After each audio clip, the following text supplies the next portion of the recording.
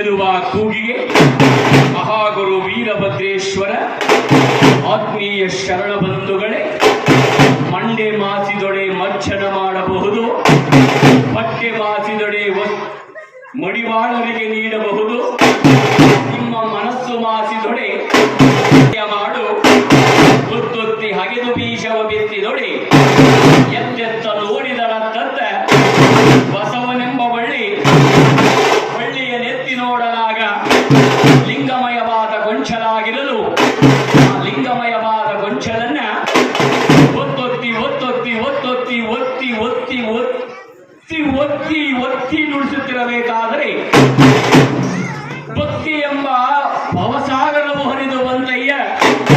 ಆ ಭಕ್ತಿಯನ್ನ ರಸವನ್ನ ಈ ಬೆಳಮಾರನಹಳ್ಳಿಯ ಶಿವಭಕ್ತ ಶಿವಶರಣರಿಗೆ ಹಂಚಲೋಸಗವಾಗಿ